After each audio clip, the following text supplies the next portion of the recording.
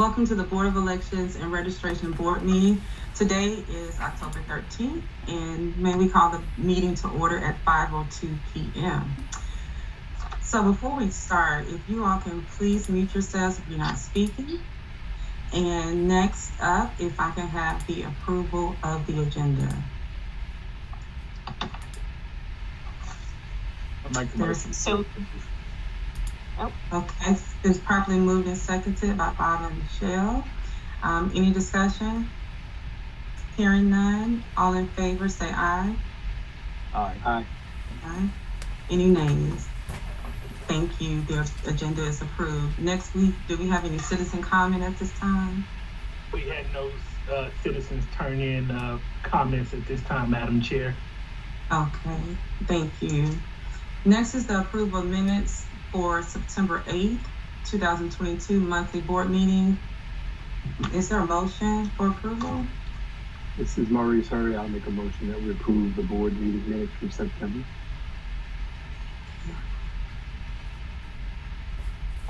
This is Bob Proctor, I second. It's been properly moved and seconded by Vice President Maurice and Bob. Are there any discussion? All in favor say aye. Aye. Aye. Aye. Any nays? Hearing any, the approval of the minutes are done. So next we have felon hearings. Ms. Green. There was no letters sent out. Hold on, I'm sorry. I'm trying to find my glasses, brother. There have been no letters transmitted to our office as of this meeting. Any received going forward will be discussed in November's meeting. Okay, thank you, Ms. Green. You're welcome. Any questions from the board? Okay, hearing no questions, we're going to move to the office operations report. To start off with the operations report, we will have Ms. Heather James. The County Board of Elections has continuously been processing absentee ballot requests. October 11th was the first day that ballots could be mailed out, and we have issued over 2,300 ballots as of this board meeting.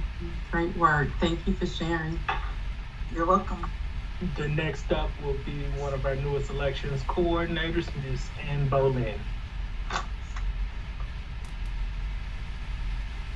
Ms. Ann, you're muted.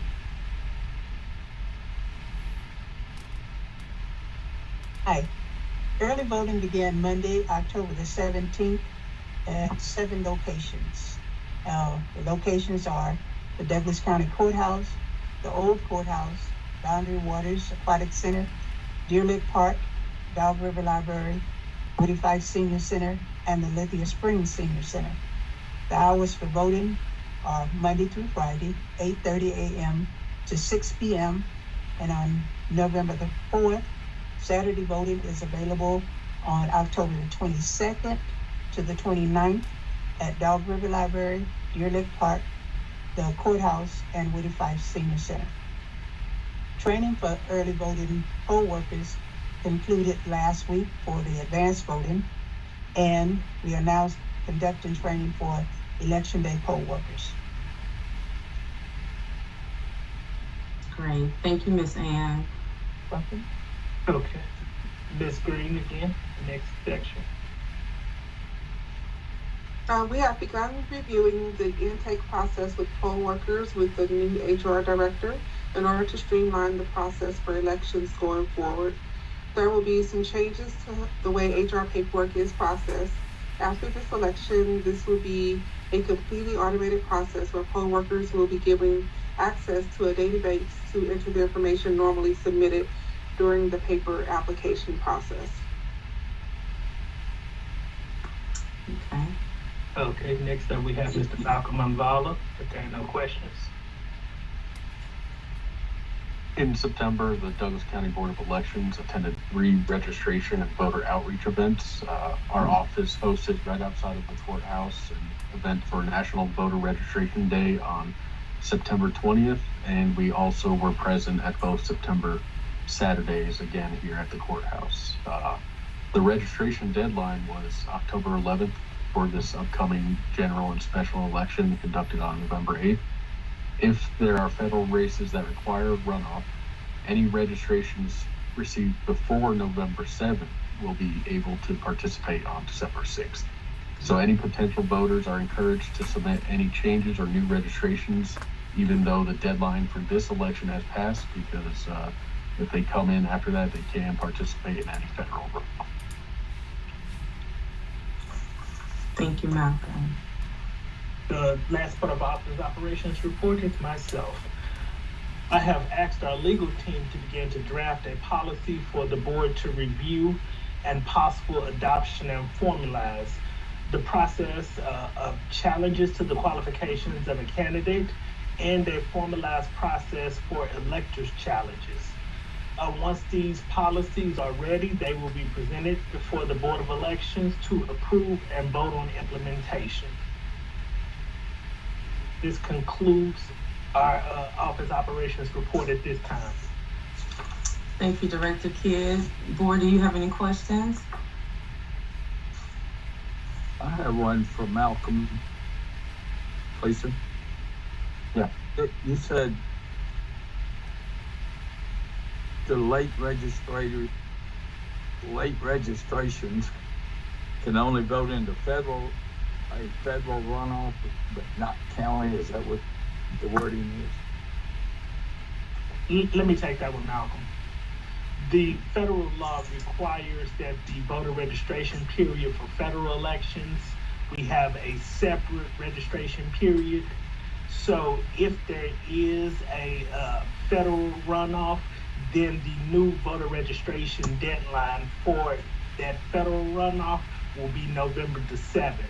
So any applications that we receive between the cutoff date of the original election and that November the 7th cutoff will be processed, and those individuals will be allowed to vote in a federal runoff. So what are our dates? I'm sorry, what was that?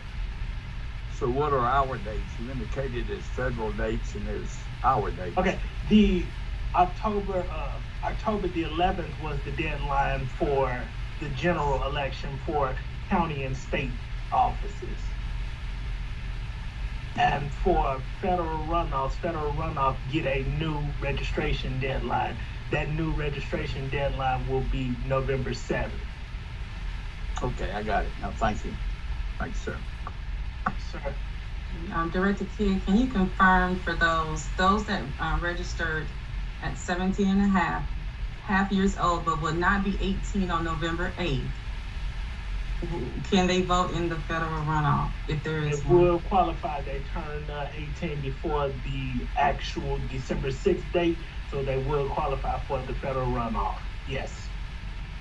Thank you. Any additional questions? So I have to be 17 and a half to register. Yes. Then they can vote in the election when they turn 18. When they turn 18. The next before whatever election the day. election is. Okay. Yeah. Mm-hmm. All right. Mm-hmm. Thank you. Awesome, thank you. So if there's no more questions, thank you, staff, and now we'll go into old business. There is no old business to report at this time. Okay, new business? New business. We have received the list of certified poll watchers representing both political parties at the county as well as the state level. Individuals that are on these lists must present themselves in person to the elections office along with photo identification. They will be required to sign an observer's oath and given their credentials to serve at one of their early voting locations. Next up, on October the 28th is the last day for an individual to submit for an absentee ballot application for the November 8th election. Also, the only drop box available to Douglas County voters is located in the elections office on the election board side. We are encouraging all individuals to please review their sample ballot prior to voting. This will help cut down on any wait times associated with the process of voting. We encourage all citizens that have any issues with the elections process to please contact the elections office directly in order to deal with any perceived issues. This concludes new business at this time. Thank you, Director Kidd. Are there any questions from the board? Yes, ma'am. What's the office number that they use to contact Judy Milton?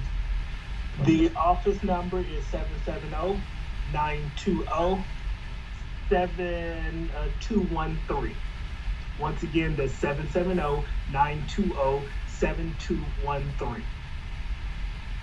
Is there a menu there? There is not a menu. That's just our direct line that rings to all of our phones. Okay, good. Thank you.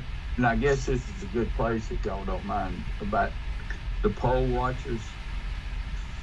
Where are all they allowed to be? I've been reading up, but I don't follow it. It says they can go behind the lines, so to speak. What does that mean? They can. Where can they stand? I thought they just kind of had to be out of the way, so to speak. The code section is a little iffy with understanding what the enclosed space is. Right. For the most part, anytime we've had poll watchers, the poll managers typically designate an area for them, and they do have the range to walk around the precinct, but they are not to engage with any voters that are currently voting. This is only an observation process. Right. Do they engage with any poll workers? They are not supposed to be engaging with poll workers either. You're in the same space as an individual, so there will be cordial conversations between any individuals. But if a poll watcher observes anything that they see, they are to contact the office, and myself or my deputy will take that call. So they'll come straight to you and not the poll manager? They will come directly to the office. They're not supposed to be engaging with the poll manager. In most cases, the poll manager will direct them if they have a specific question that the poll manager cannot get into to contact the office, or the poll manager may take the step of contacting the office themselves. Okay, thank you. Yes, sir. All great questions. Any additional questions? Okay, so hearing none, are there any board member concerns at this time? Okay, so hearing none, our next regular board meeting is Thursday, November 10th at 5:00 p.m. and it will be held virtually. So if there's no other business, we stand adjourned at 5:15 p.m. Thank you all. Have a good evening. Thank you all. You too. Good night, everyone. Good night.